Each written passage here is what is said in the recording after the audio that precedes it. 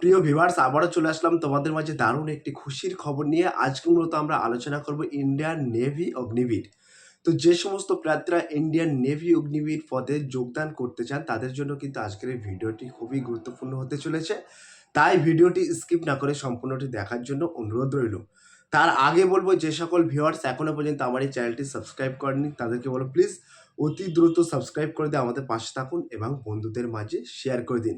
তো আজকের এই ভিডিও থেকে কিন্তু তোমরা অনেক অজানা তথ্য জানতে পারবে, তাই ভিডিওটি স্কিপ না করে সম্পূর্ণটি দেখার জন্য অনুরোধ রইল। তো আজকে ন্যাচারালি আমরা যে সমস্ত টপিকগুলো তোমাদের মাঝে তুলে ধরবো সেই টপিকগুলোর মধ্যে হচ্ছে পশ্চিমবঙ্গের জেলা থেকে কিন্তু যে কোনো জেলার থেকে পুরুষ প্রার্থীরা কিন্তু এখানে সরাসরি আবেদন করতে পারবেন। এখানে কিন্তু এসএসআর, এমআর এবং এসএসআর মেডিকেল ডিপার্টমেন্টের 3টি পার্টে অর্থাৎ 3টি পদে কিন্তু তোমরা সরাসরি আবেদন করতে পারবে। তো এখানে কেবলমাত্র কোনো গভর্নমেন্ট অর্থাৎ সরকার দ্বারা স্বীকৃত প্রতিষ্ঠান থেকে তুমি যদি মাধ্যমিক পাস করে থাকো তাহলে কিন্তু সরাসরি আবেদন করতে পারবে। তো আজকে শিক্ষাগত যোগ্যতা, বয়স, বেতন, আবেদন পদ্ধতি, selection process, A to Z all information তথ্য কিন্তু আজকে এই ভিডিওর মাধ্যমে তুলে ধরবো। চলুন এক নজরে বিস্তারিত তথ্য জেনে নেওয়া যাক। আজকের এই ভিডিও থেকে তোমরা অনেক অজানা তথ্য কিন্তু তোমরা জানতে পারবে। চলুন, আজকে যে টপিকগুলো আমরা তোমাদের মাঝে তুলে ধরবো সেই টপিকগুলো হলো, তোমরা দেখতে পাচ্ছ যেমন আমরা এখানে আলোচনা করব ইন্ডিয়ান নেভি অগ্নিবীর রিক্রুটমেন্ট 2026, অর্থাৎ ভারতীয় নৌসেনাতে অগ্নিবীর নিয়োগ, এসএসআর, এমআর, এসএসআর মেডিকেল সমস্ত তথ্য কিন্তু তোমাদের মাঝে আলোচনা করব। তার পরপরই আমরা আলোচনা করব Agniveer SSR senior secondary recruitment, অর্থাৎ উচ্চ মাধ্যমিক পাশে কিন্তু সিনিয়র সেকেন্ডারি রিক্রুটমেন্ট অর্থাৎ এসএসআর পদে কিন্তু তোমাদেরকে রিক্রুট করা হবে। তারপরে আমরা আলোচনা করব কিন্তু অগ্নিবীর এমআর অর্থাৎ ম্যাট্রিক রিক্রুট মাধ্যমিক পাস। তারপর পরই আমরা আলোচনা করব এসএসআর মেডিকেল ব্রাঞ্চ সোলজার অর্থাৎ মেডিকেল ব্রাঞ্চ। তারপরে আমরা আলোচনা করব বয়স অর্থাৎ এজ লিমিট। তারপরে আমরা আলোচনা করব শারীরিক যোগ্যতা অর্থাৎ ফিজিক্যালি ফিটনেস টেস্ট। তারপর পরই কিন্তু আমরা আলোচনা করব বেতন সুবিধা অর্থাৎ স্যালারি। তারপরে আমরা আলোচনা করব নির্বাচন প্রক্রিয়া অর্থাৎ সিলেকশন প্রসেস। তারপরে আমরা আলোচনা করব আবেদন পদ্ধতি অর্থাৎ অনলাইন অ্যাপ্লিকেশন প্রসেস। তারপরে আমরা আলোচনা করব আবেদন ফি, ফর্ম ফিল আপ, ফিসটা। ঠিক আছে, তো A to Z all information তথ্যটা কিন্তু তোমাদের মাঝে শেয়ার করব। তো শুরুতেই তোমাদেরকে বলে রাখি, শুরুতেই আমরা দেখে নেব একটু ডিটেলসে, আমরা একটু জেনে নেব। তো এখানে কিন্তু সরাসরি বলা হয়েছে ইন্ডিয়ান নেভি অগ্নিবীর রিক্রুটমেন্ট 2026, অর্থাৎ ভারতীয় নৌসেনাতে অগ্নিবীর নিয়োগ, এসএসআর, এমআর, এসএসআর মেডিকেল সমস্ত তথ্য। তো এইখানে কি বলা হয়েছে, এইখানে কিন্তু সরাসরি বলা হয়েছে তোমাদেরকে বলা হয়েছে নিয়োগের জন্য INET 2026 অর্থাৎ ইন্ডিয়ান নেভি অ্যাডভান্স টেস্ট নেওয়া হবে এবং পরীক্ষার ভিত্তিতে প্রার্থীদের পরবর্তী ধাপে ডাক হবে। মাধ্যমিক ও উচ্চ মাধ্যমিক পাশ প্রার্থীরা নৌবাহিনীতে যোগদান দেওয়ার সুযোগ পাবে অর্থাৎ যোগ দেওয়ার সুযোগ পাবে। বিশেষ করে যারা বিজ্ঞান বিভাগে পড়াশোনা করেছেন তাদের জন্য এসএসআর ও এসএসআর মেডিকেল একটি ভালো সুযোগ, আর যারা মাধ্যমিক পাস করেছেন তাদের জন্য এমআর পদটি একটি ভালো সুযোগ। তো এইখানে তোমাদের মূলত প্রথমেই কিন্তু রিটেন টেস্ট হবে, অর্থাৎ INET 2026 অর্থাৎ ইন্ডিয়ান নেভি অ্যাডভান্স টেস্টের মাধ্যমে কিন্তু তোমাদেরকে রিক্রুট করা হবে। তো ডিটেলসে আমরা একটু নিচে আমরা আলোচনা করেছি একটা শখ আকারে, সেটা আমরা সরাসরি দেখে নেব। তো তোমরা এখানে দেখতে পাচ্ছ বিষয় এবং তথ্য সংস্থা হচ্ছে ইন্ডিয়ান নেভি নিয়োগ অগ্নিবীর রিক্রুটমেন্ট। কোন কোন পদে তোমাদেরকে রিক্রুট করা হবে সেটাও কিন্তু আমরা এখানে তুলে ধরেছি। তো পদের নাম হচ্ছে এসএসআর, এমআর, এসএসআর মেডিকেল এবং পরীক্ষার ধরন হচ্ছে INET 2026, আবেদন মাধ্যম অনলাইন। তো পশ্চিমবঙ্গের যে কোনো জেলার ছেলেরা কিন্তু এখানে সরাসরি অনলাইনের মাধ্যমে তোমরা আবেদন করতে পারবে। ক্লিয়ার? এবার আমরা সরাসরি দেখে নেব 1 নম্বর কলমে আমরা উল্লেখ করেছি সরাসরি তোমরা দেখতে পাচ্ছ অগ্নিবীর এসএসআর অর্থাৎ সিনিয়র সেকেন্ডারি রিক্রুটমেন্ট উচ্চ মাধ্যমিক পাস।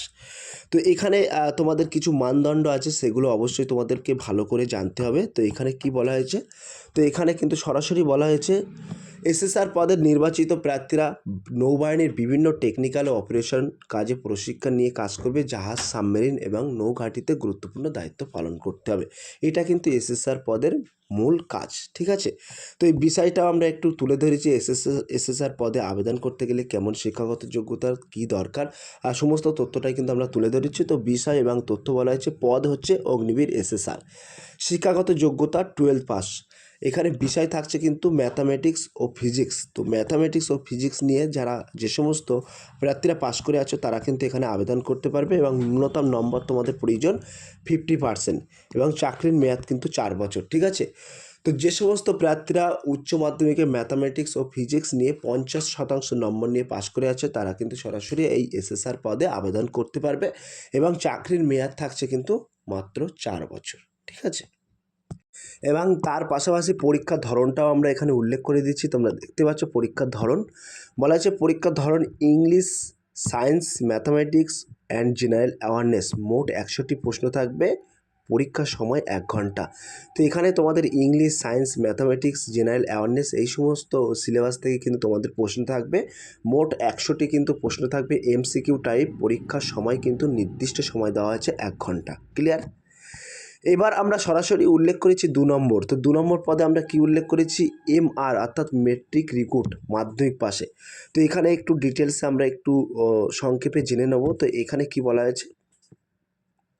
তো এখানে বলা আছে এমআর পদে মূলত নৌবাহিনীর কুক, স্টুয়ার্ড ও এবং অন্যান্য স্টাফ সাপোর্ট স্টাফ হিসেবে কাজ করতে হয়।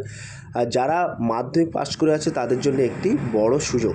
যে সমস্ত প্রার্থীরা কোনো গভর্নমেন্ট অর্থাৎ সরকার দ্বারা স্বীকৃত প্রতিষ্ঠান থেকে মাধ্যমিক পাস করে আছে তারা কিন্তু এই এমআর পদে সরাসরি আবেদন করতে পারবে। তো এই এমআর পদে আবেদন করতে গেলে কিছু মানদণ্ড আছে, সেগুলো কিন্তু আমরা সরাসরি একটু জেনে নেব। তো এইখানে সেম টু সেম আমরা বিষয় এবং তথ্য উল্লেখ করেছি। পদ হচ্ছে অগ্নিবীর। এমআর শিক্ষাগত যোগ্যতা হচ্ছে মাধ্যমিক পাস অর্থাৎ 10th ক্লাস পাস। ন্যূনতম নম্বর কিন্তু 50% নম্বর নিয়ে তুমি যদি কোনো গভর্নমেন্ট অর্থাৎ সরকার দ্বারা স্বীকৃত প্রতিষ্ঠান থেকে তুমি যদি মাধ্যমিক পাস করে থাকো তাহলে এই এমআর পদে কিন্তু তুমি আবেদন করতে পারবে এবং এইখানে চাকরির মেয়াদ তোমাদের 4 বছর থাকছে, ঠিক আছে। ক্লিয়ার? এবং তার পাশাপাশি আমরা পরীক্ষার ধরনটাও একটু উল্লেখ করে দিচ্ছি। তো এখানে পরীক্ষার ধরন কি বলা হয়েছে? বলা হয়েছে সায়েন্স, ম্যাথামেটিক্স, জেনারেল অ্যাওয়ারনেস। মোট 50টি প্রশ্ন থাকবে। এই পরীক্ষার সময় নির্দিষ্ট 30 মিনিট থাকবে। তো এখানে কিন্তু সায়েন্স, ম্যাথামেটিক্স, জেনারেল অ্যাওয়ারনেস এই সমস্ত সিলেবাস থেকে তোমাদের 50টি প্রশ্ন থাকবে, নির্দিষ্ট সময় থাকবে কিন্তু 30 মিনিট। ক্লিয়ার? এবার আমরা সরাসরি 3 নম্বরে আমরা আলোচনা করেছি মেডিকেল ব্রাঞ্চ অর্থাৎ এসএসআর মেডিকেল ব্রাঞ্চ সোলজার। তো এখানে কিন্তু একটু মানদণ্ড আছে, সেগুলো আমরা সরাসরি তুলে ধরবো। তার আগে একটু ডিটেলসে সংক্ষেপে জেনে নেব।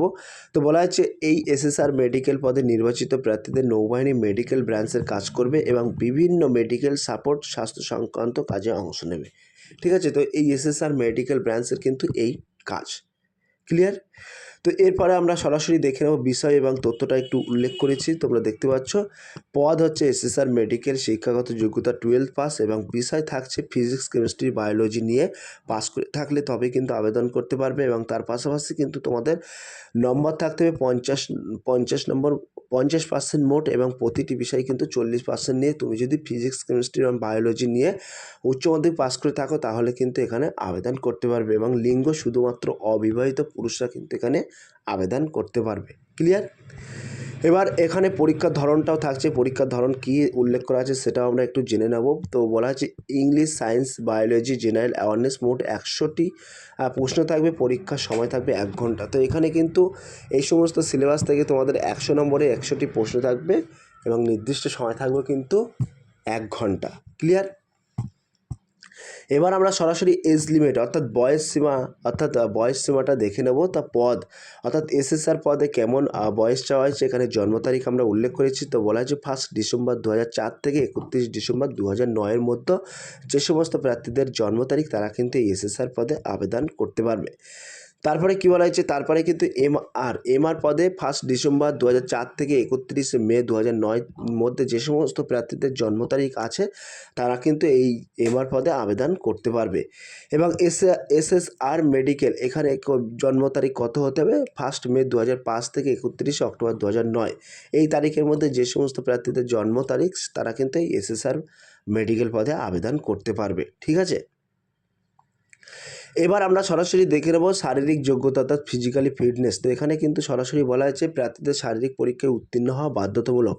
তো এই যে ফিজিক্যালি ফিটনেস এখানে কিন্তু এখানে কিন্তু তোমাদের পাস করতে হবে বাধ্যতামূলক। তো এখানে কি থাকছে সেটাও কিন্তু আমরা এখানে উল্লেখ করেছি।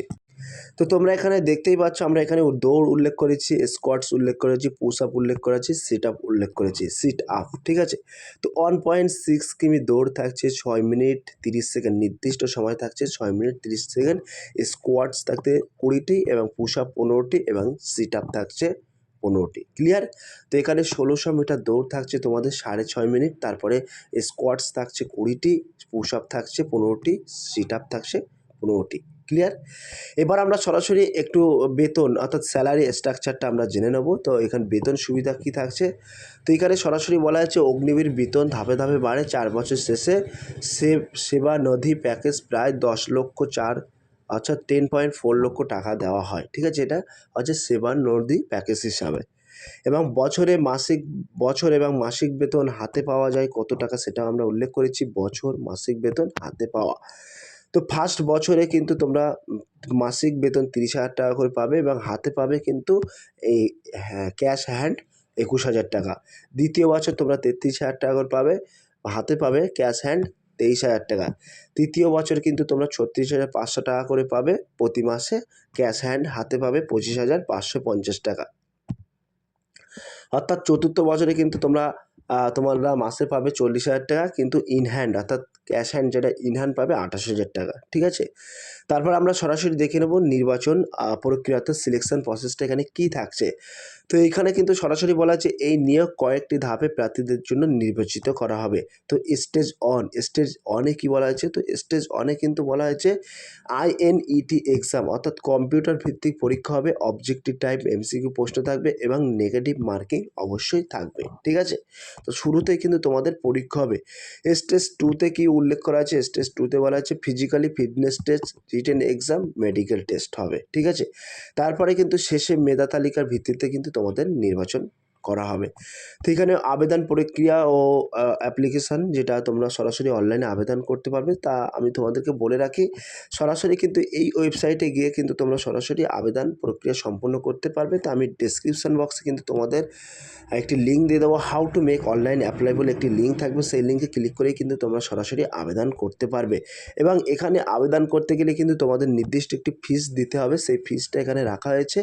আর সব প্রার্থীদের ক্ষেত্রে কিন্তু 550 টাকা প্লাস 18% GST তোমাদেরকে অবশ্যই দিতে হবে, ঠিক আছে। এবং এখানে তোমাদের গুরুত্বপূর্ণ তারিখ ও অফিসিয়াল লিঙ্ক আমরা এখানে রেখেছি, তোমরা দেখতে পাচ্ছ application window, Agniveer SSR AVR অর্থাৎ MR অ্যান্ড SSR মেডিকেল এবং INET 2026 will be live from 14 March 2026। তো এখানে বিবরণ এবং তারিখটাও কিন্তু আমরা এখানে রেখেছি।